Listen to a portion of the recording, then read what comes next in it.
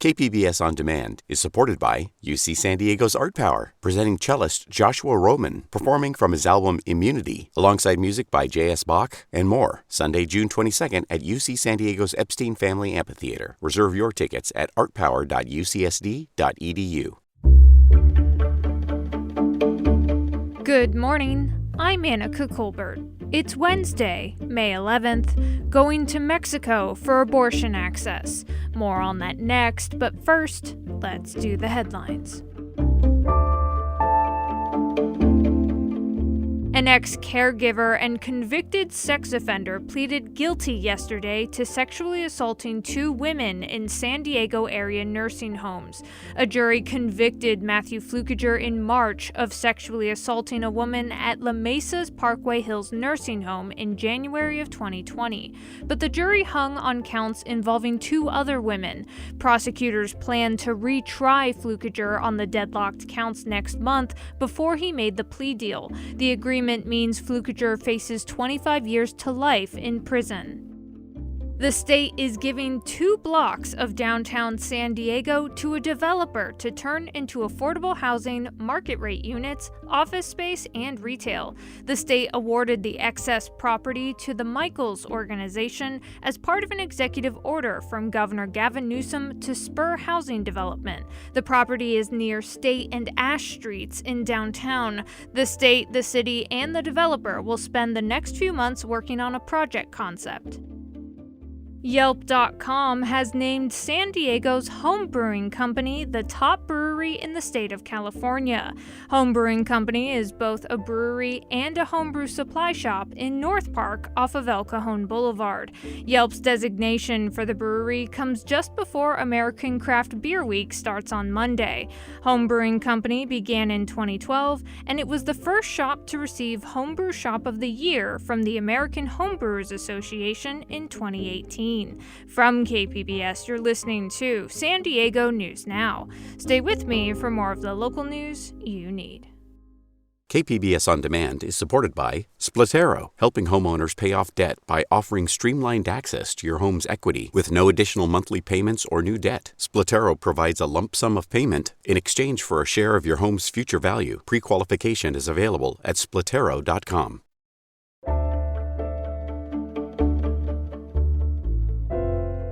Baja California's first legal abortion clinics opened in March. Providers hope this is the start of safe and legal access to abortions on the Mexican side of the border. KPBS border reporter Gustavo Solis says the clinics are already attracting patients from the United States, and they'll likely attract more with Roe v. Wade hanging in the balance. Tijuana is an established medical tourism destination. Americans can get root canals, plastic surgery, even liposuction at a fraction of the prices they pay back home. Now that abortion is legal in Baja California, a medical company called Profem is trying to add abortion to the list, even as reproductive rights face an existential threat in the U.S. with the Supreme Court poised to overturn Roe v. Wade. Luisa Garcia is the director of Profem. She says Tijuana has the potential to become the go-to destination for Americans seeking legal, convenient, and low-cost abortions in Mexico. Yo creo que Tijuana próximamente se puede hacer como que la capital o algo de la interrupción para todas las personas que quieran venir de otros estados o que lo quieran manejar más discretamente. In October 2021, Baja California legalized abortions up to 12 weeks of pregnancy and longer in cases of rapes or when a woman's life is in danger. Profem has operated a legal abortion clinic in Mexico City for 15 years. They opened a new Tijuana clinic March 17th. The procedure starts at $200 and there's no waiting period. Garcia says they're already serving patients from border cities in California and Arizona. Está haciendo San Diego, está haciendo San Isidro, está haciendo Calexico, está haciendo Yuma, está haciendo Catedral, Phoenix. However, there are several challenges to expanding abortion access in Baja California. Garcia says lack of education is still one of the top issues. Patients often ask if they're breaking the law by having an abortion, or if the procedure will prevent them from being able to get pregnant in the future. Another obstacle has been finding a landlord in Tijuana willing to rent to them. Garcia says Profem was denied a lease because the landlord didn't want to be associated with abortion providers. Empezamos a ver primero en un lugar y al momento de yo estar solicitando información para hacer la apertura, en una torre médica me dicen no, porque es para interrupción. Dr. Arturo Posada works at the new Tijuana clinic. He asked me not to take photos of the building or even the waiting room. He doesn't want anyone to harass patients who come in for treatment the way some pro-life groups do in the U.S. The clinic in Tijuana is in an office building with dozens of other medical tenants. There are several buildings in Tijuana like this. Many cater to the already established medical tourism industry. Posada believes women have the freedom and right to decide what to do with their pregnancies, but he recognizes that throughout history, they've been largely denied those rights, not just in Mexico, but all over the world. De alguna manera nosotros pensamos que la mujer tiene toda la libertad y el derecho de decidir sobre sus embarazos, ¿no? Y siempre lo ha sido, ¿verdad? No más que toda la vida pues ha sido pues negado para las mujeres servicio y no nomás aquí, yo creo que en todo el mundo, ¿no? Posada says the two clinics in Tijuana and Mexicali have served about 100 patients since opening. The vast majority are from Mexico. But Posadas noticed a steady increase in women from the U.S. crossing the border to seek his services. He says the numbers are small, but growing each month. Parece que va incrementándose el número de personas que vienen de Estados Unidos. The first month it was only 1, then 3. In April there were 5, even 1 woman from as far away as Texas. And all of this is through word of mouth. The clinic doesn't advertise in the U.S. Arizona and Texas are 2 border states where abortion will likely be banned if the Supreme Court does overturn Roe v. Wade. Posada suspects if that happens, his numbers will keep going up. Gustavo Solis, KPBS News.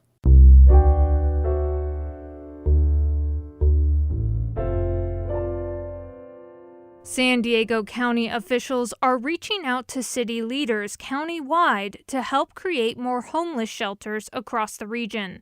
County Supervisor Nathan Fletcher says cities will be asked to provide the shelter space and the county will offer on-site mental health services and public benefits assistance. KPBS health reporter Matt Hoffman has more. On May 24th, the Board of Supervisors is voting on a measure that, if passed, would allocate $10 million in startup money. It's designed to help cities launch their own shelter programs. Tamara Kohler leads the Regional Task Force on Homelessness. She says in any given city, up to 90% of the unsheltered are from that area. And they want to stay close to home. So this is why it's so important to site these in each of our smaller communities, because that's where they last were housed. It's where we have our greatest chance to house them again. The proposal from the county still requires investments from individual cities. They would need to run or contract out day-to-day shelter operations. That includes intake services and providing food, security, and showers. Matt Hoffman, KPBS News.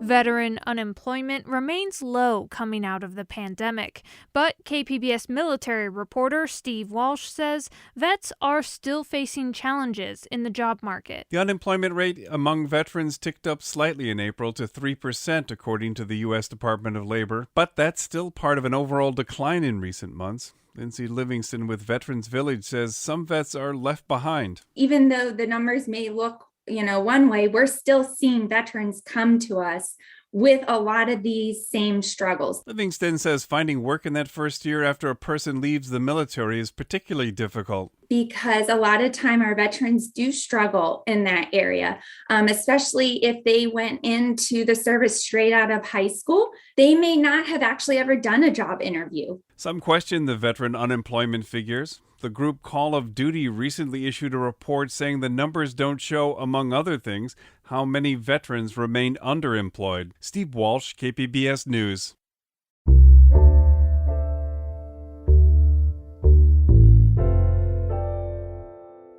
San Diego researchers have discovered large pools of ancient water under the ice in Antarctica.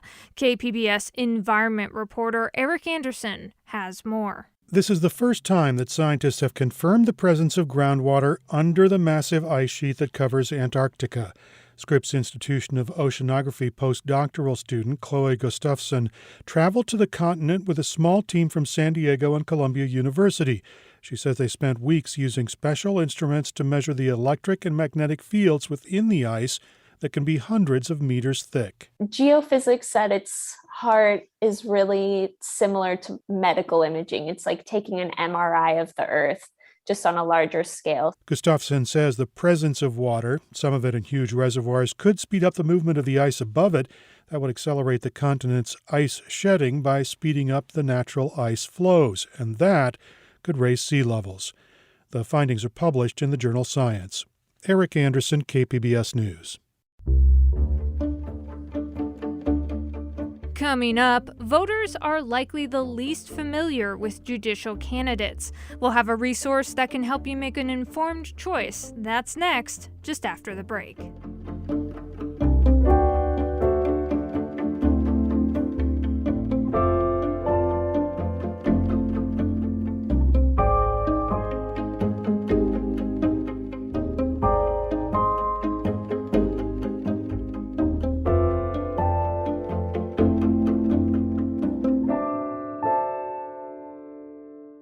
KPBS On Demand is supported by Latino Legacy Foundation, presenting their Storyteller series, Reach for the Stars with Ellen Ochoa, the first Latina astronaut, former NASA director, and San Diego native, Sunday, June 29th. More at latinolegacyfoundation.org.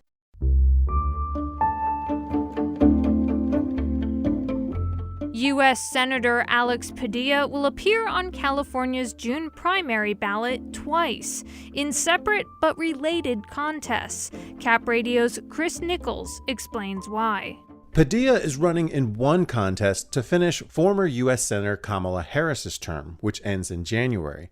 But he's also competing for a new 6-year term, which would start right after. Padilla was appointed early last year by Governor Gavin Newsom to fill Harris's seat when she was sworn in as vice president.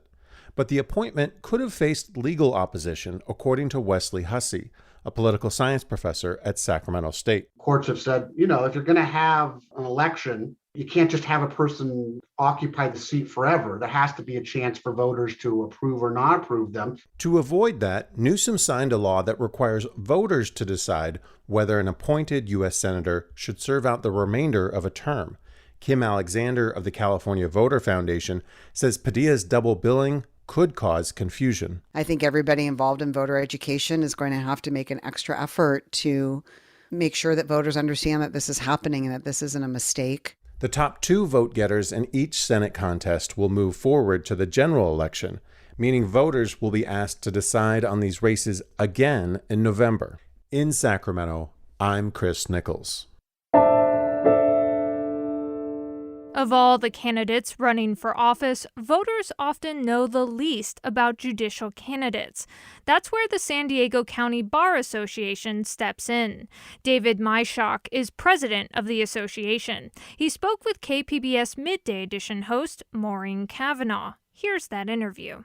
As I said, voters are often left floundering when it comes to picking judges. Why don't we get more information about judicial candidates? Very little information is publicly available to voters to help them make an informed decision about who to elect to the bench. And that's probably simply because a lot of what they do is outside of public perception. And it's not so simple to evaluate a particular person and their abilities to be on the bench through a simple overview or something short of a more comprehensive analysis similar to what the County Bar Association does. And why does the Bar Association take it upon itself to evaluate the people who are running for judgeships? Why is that important? The San Diego County Bar Association conducts these evaluations as part of its commitment to serving not only the legal community, but the general public. While there are a number of organizations which publish information on candidates for various offices, what aren't normally covered are these for judicial elections.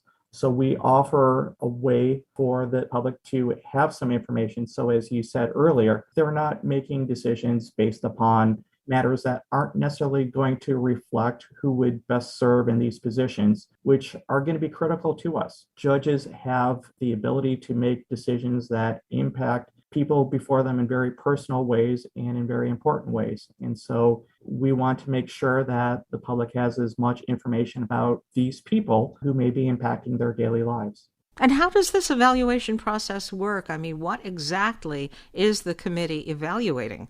So since 1978, the San Diego County Bar Association has followed a comprehensive and confidential process to evaluate candidates based on 15 distinct criteria. These include things like bias and tolerance, caseload management, compassion and understanding, courtesy and patience, decisiveness, fairness and objectivity, just by way of example of some of these characteristics. And the committee meets to maintain integrity in the impartial assessment of any candidate.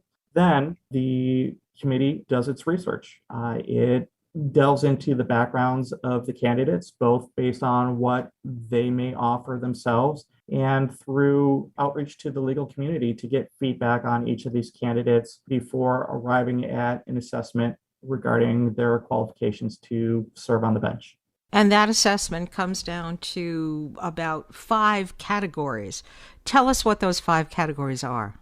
It's really 4 categories, then a 5th one that says we're unable to evaluate. But the 4 categories that you might get are exceptionally qualified, well qualified, qualified, and lacking qualifications. I will offer that to be even qualified to serve on the bench is significant because of all of those characteristics that we look at along the way and would expect in a member of our judiciary. But there are distinctions between the qualifications. The exceptionally qualified are those that are possessing exceptional professional ability, experience, competence, integrity, and or temperament to perform the judicial functions. The well-qualified have a very high level of those characteristics, and the qualified meet those standards that we are looking for in our judges. The evaluations that the bar releases are not endorsements, but I'm wondering, why not endorse the person that you determine to be exceptionally qualified or to be the best candidate? By design, we don't want it to take the decision really out of voters' hands. We provide these evaluations along the way so that they can assess who it is that the professionals in the community believe would be fit to serve on the bench. In terms of where a particular candidate may fall in relation to other ones, it's a real tough call for us to tell the public, you should pick this one person rather than another. And that's why we construct these evaluations where we evaluate the candidates independently of one another. It's not meant to be a comparison. The County Bar Association has evaluated the 7 judicial candidates on the June primary. Where can voters find that information? Well, if you're looking for it directly from the San Diego County Bar Association, you can go to our webpage at sdcba.org. And that was David Myshock, president of the San Diego County Bar Association. He was speaking with KPBS Midday Edition host Maureen Cavanaugh.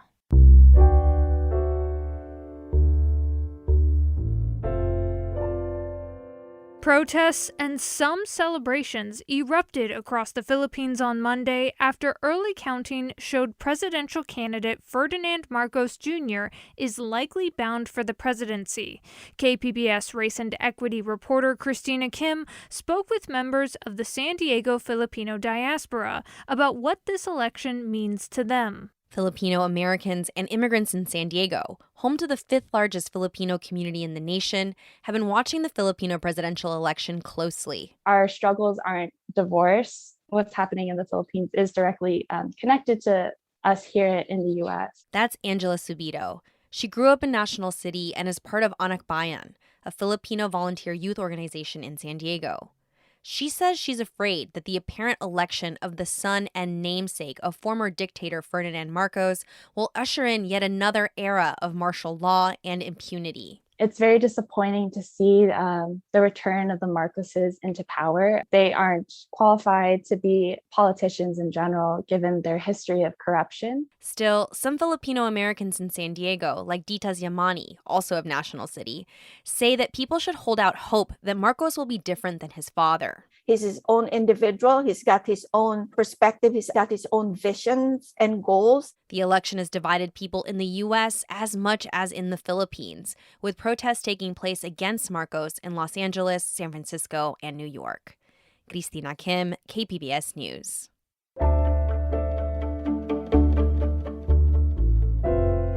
Artist Artist and former San Diego resident Dave Stevens is probably best known for creating The Rocketeer, a comic book that became a movie in 1991. But Stevens, who died in 2008, did much more than just The Rocketeer. A new exhibit at the Comic-Con Museum explores Stevens' life, legacy, and his personal collection.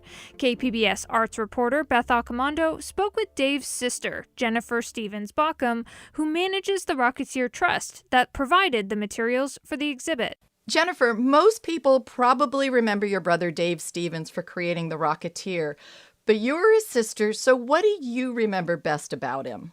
Well, I mean, aside from just watching him produce, paintings and different artwork when I was little, he did a lot of art when he was still living at home with us, because there's 16 years of difference in age between us. Besides just being enamored with his art, he was so much fun. He was just a really, really so funny, always teasing me. Yeah, I had a really good time with him as a big brother. Definitely. And what do you think of his personality came through in his art? Interestingly, when he created the Rocketeer comic book, he incorporated bulldogs into the comic book. And that was one of his absolute favorite things. He just was obsessed with bulldogs, English bulldogs. The funny, quirky part about that is on one of the comic book pages, the main character tries to feed him beef jerky, alluding to what would happen after the dog ate beef jerky. In one of the clips, you almost wouldn't notice it, but at the very bottom, at the end of one of the chapters, the dog is lifting his leg on someone else's shoe. So, I mean, there's just a lot of, that is so Dave humor. It's absolutely his humor, just kind of childish. He was the boy that never grew up, for sure. And Comic-Con now has an exhibit dedicated to him. And remind people of what Dave's connection was with Comic-Con, because he started going there just as a fan. Yeah, exactly. So we had moved to San Diego in early 1972. I was maybe 3 months old, and he was in high school still. And I'm not sure how he found out about Comic-Con, if he knew about it from living in Portland or how, but I believe 1972 was his first con, and he started as a geeky fanboy, super excited to see all of his comic book artist heroes, and then he started bringing his own portfolio for these artists to review. And it went on from there. He was a volunteer for a while. He started designing all not all, but he started designing some of the badges and some of the programs. So he's had a long relationship with Comic-Con. And he really got to meet some mentors there who helped him with his career. Absolutely. Absolutely. Yeah. One of the big ones was Jim Steranko. He obviously started out being somewhat mentored by him, but then over the decades, they became very close friends. They were the best of friends. So you help run the Rocketeer Trust Fund, and you have partnered with the Comic-Con Museum to put together this exhibit. So what are some of the things that you have contributed that people can see there? Almost 100% of it. I know I loaned about 60 pieces of art, plus all the personal effects, all the movie props. I think there's a couple of things that may show up at a later date from other collectors that will be on loan for the display. But yeah, almost the entire thing is from me.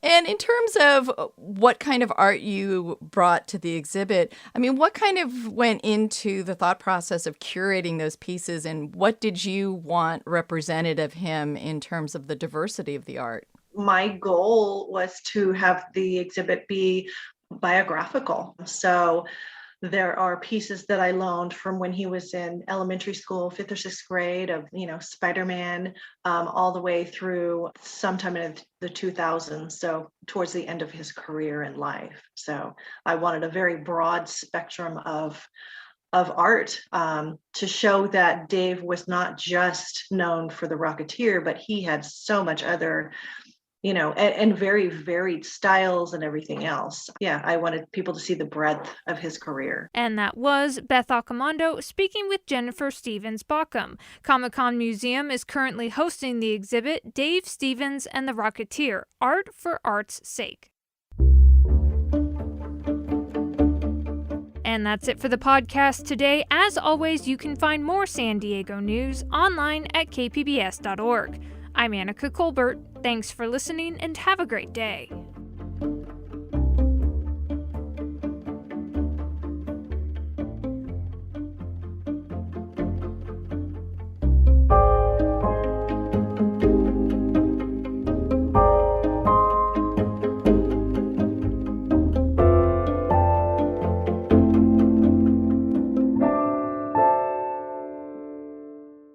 KPBS On Demand is supported by Latino Legacy Foundation, presenting their Storyteller series, Reach for the Stars with Ellen Ochoa, the first Latina astronaut, former NASA director, and San Diego native, Sunday, June 29th.